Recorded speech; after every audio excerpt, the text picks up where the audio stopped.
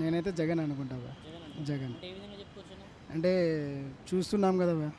అంటే డెవలప్మెంట్ అంటే స్కూల్స్ని డెవలప్ చేయడం బాగా మంచిగా ఉంది. సో దాని పరంగా ఈ రాబోయే జనరేషన్కి బాగా మంచిగా ఫ్యూచర్ ఉంది అని చెప్పేసి జగన్కి సపోర్ట్ చేస్తున్నాం. ఓకే. అన్న మీరు అన్నట్టుగా జగనే మళ్ళీ సీఎం అయ్యే అవకాశం ఉంటే కనుక ఇప్పుడు ఆల్రెడీ వైఎస్ఆర్సీపీ అధికారంలో ఉన్నటువంటి పార్టీ. సరే మీరన్నట్టు అభివృద్ధి జరుగుతుంది అనుకుంటే ఈరోజు ఎంతోమంది విద్యార్థులు వచ్చేసి ఇక్కడ ఉద్యోగ అవకాశాల కోసం ఎదురు చూస్తున్నారు కదా. అంటే దాని సందర్భం ఏమని చెప్పుకోవచ్చు? అంటే ఇంత తొందరగా ఉద్యోగాలు కల్పించాలంటే కుదరదు బా. ఎందుకంటే ఉద్యోగాలు కల్పించినారు వాడికి సచివాలయం ఉద్యోగాలంట, వాలంటరీ ఉద్యోగాలంట, పోర్ట్ మన విజయవాడలో పోర్ట్ ఏదైతే నిర్మాణం జరుగుతుందో దాంట్లో కూడా ఆ, ఉద్యోగాలు కల్పించారు. కానీ మొత్తం ఇప్పుడు ఈ ఒక్క సెక్షన్కి మాత్రమే చూసుకోవాలంటే కుదరదు కదా. ఇప్పుడు డిఎస్సి పరంగా మాత్రమే నెగిటివ్ ఉంది, మిగతా దానికి పరంగా అయితే లేదు కదా.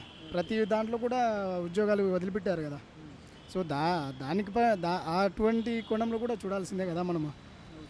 సో అట్లా చూసుకున్నా కూడా మనకు ప్రభుత్వాల తరపు నుంచి కూడా ఉద్యోగాలు ఉన్నాయి, కానీ ఉండాలి ఖచ్చితంగా. అయితే అన్న ఇప్పుడు చూసుకున్నట్టయితే ఈసారి టీడీపీ జనసేన అలాగే బీజేపీ పొత్తుతో రాబోతున్నాయి. ఇక చూసుకున్నట్టయితే వ్యతిరేకంగా ఉన్నటువంటి వైఎస్ఆర్సీపీ పార్టీ ఉండబోతుంది. మరి ఎలా ఉండబోతుంది అంటారు ఈ ఎన్నికలు? అంటే ఎన్నికలు నార్మల్గానే ఉంటాయి భయ్యా.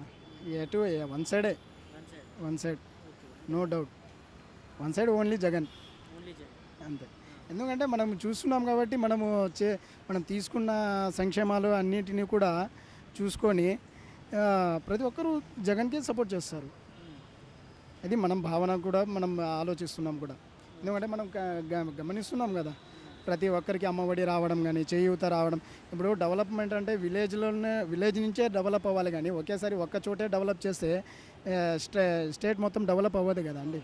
సో దాని పరంగా ఆలోచించకుండా ప్రతి జిల్లాలో ప్రతి విలేజ్ కూడా డెవలప్ అవుతుంది సచివాలయంతో ప్రకారంగా. సో దాని ప్రకారంగా చూసుకొని కూడా మనకు డెవలపింగ్ కూడా బాగా కనిపిస్తుంది. సో వీళ్ళు పొత్తులు పెట్టుకొని వచ్చినా కూడా పెద్దగా ఏముండదండి. ఎందుకంటే ఇంతకుముందు కూడా పవన్ కళ్యాణ్ టీడీపీ పార్టీకే సపోర్ట్ చేశారు. సో అప్పుడు ప్రశ్నించినా కూడా ఏం చేయలేకపోయినారు. సో ఇప్పుడు మళ్ళీ అదే పరంగా చేయాలంటే కూడా నమ్మేసకంగా లేదు కదా అండి. ముందు నుంచి సింగిల్గా వస్తామన్నారు, మళ్ళీ తీరా చూసే లాస్ట్ మూమెంట్లో పొత్తు పెట్టుకున్నారు. సో అది ఆలోచించుకున్నా కూడా గతంలో చేసిన పొరపాటే ఇప్పుడు అదే పొరపాటు చేస్తున్నారు. సో దాని ప్రకారంగా చూసుకొని ఆలోచిస్తే మాత్రము ప్రజలైతే నమ్మే వాళ్ళు లేరండి. ఓకే బ్రదర్, మీరు అన్నట్టుగానే ఇప్పుడు ఆంధ్ర డెవలప్మెంట్లో ఉందనుకుంటే కనీసం ఇప్పుడు రాజధాని ఏదన్నా రాష్ట్రానికి రాజధాని అనేది చాలా ఇంపార్టెంట్ కదా.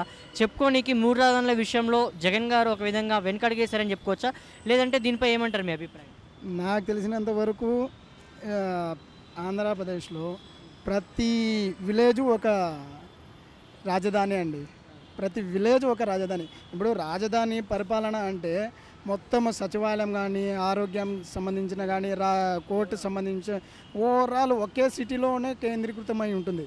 కానీ అది మొత్తం ఇప్పుడు పబ్లిక్ దగ్గరికి వాళ్ళు ఉన్న నియోజకవర్గంలోనే, వాళ్ళు ఉన్న గ్రామంలోనే గ్రామ సచివాలయం మొత్తం చేస్తుందంటే ఇంకా మనకు రాజధానితో అవసరం ఏముందండి? క్యాపిటల్తో మొత్తం క్యాపిటల్ అవసరాలన్నీ village door to door delivery జరుగుతుంది. గవర్నమెంట్ ప్రభుత్వాల పథకాలు కానివ్వండి. రాజధాని అయితే మనం ఖచ్చితంగా రాజధానికి వెళ్ళాలి. రాజధాని కేంద్రీకృతమయ్యి రాజధానితో మనము పనులు చేయించుకోవాలంటే ఖచ్చితంగా రాజధానికే వెళ్ళాలి. ఇప్పుడు అటువంటి పరిస్థితి లేకుండా ప్రతి విలేజ్లోనే రాజధాని చేసి పెడితే ఇంకా రాజధానిది అవసరం ఏముంది? అంతే కదా, మనకు విలేజే రాజధాని అయిపోయింది. సరే ఏదేమైనా ఈసారి ఇప్పుడు పొత్తుతో వచ్చేసి వైఎస్ఆర్సీపీని ఎదుర్కొనేటువంటి కోణంలో కూడా ఎలా ఉండబోతుందన్న పవన్ కళ్యాణ్ గారి పాత్ర ఎలా ఉండబోతుంది? గతంలో కూడా పోటీ చేసి కూడా కనీసం గెలిచినటువంటి స్థానాలు కూడా ఉన్నాయి. బట్ ఇప్పుడు ఎలా ఉండబోతుందంటారు? సేమ్ రిపీట్ అవుతుందండి. సేమ్ ఈసారి కూడా వెళ్ళే అవకాశం లేదు అసెంబ్లీకి. ఈసారి కూడా డిపాజిట్లు ఓట్లైనా వస్తాయా అనేది కూడా గ్యారంటీ లేదు. ఎందుకంటే సింగిల్గా అంటే వాళ్ళు పొత్తు లేకుండా వచ్చే ఛాన్సెస్ ఉంటే ఒకవేళ ఉండొచ్చు, కానీ ఇప్పుడు పొత్తుతో ఉన్నారు కాబట్టి మేబీ ఈసారి ఇంకా ఘోరంగా పోయే ఛాన్స్ ఉంది. సీట్లు కూడా డిపాజిట్లు కూడా వచ్చే ఛాన్సెస్ లేదండి. ఎందుకంటే కేంద్రం ఒకవేళ బీజేపీ కలిసి ఉన్నా కూడా అక్కడ ఏంటంటే ఆంధ్రప్రదేశ్లో కంప్లీట్గా కాంగ్రెస్ కానివ్వండి, లేదా బీజేపీ కానివ్వండి కంప్లీట్గా 0 సీట్స్ అండి. ఒక్క చోట కూడా వచ్చే ఛాన్స్ లేదు. ఎందుకంటే మనకు అక్కడ ప్రతి ఒక్కరూ ఆలోచించేది ఆ, మనకు కేంద్రంతో సంబంధం లేదు, మనకు ప్రాంతీయ పార్టీతోనే సంబంధం. అది ఒకటి జగన్. ఇంతకుముందు అంటే టీడీపీ వీళ్ళందరూ ఉన్నారు కానీ ఇప్పుడు టీడీపీని లేదు. సో కాబట్టి ఓన్లీ జగన్.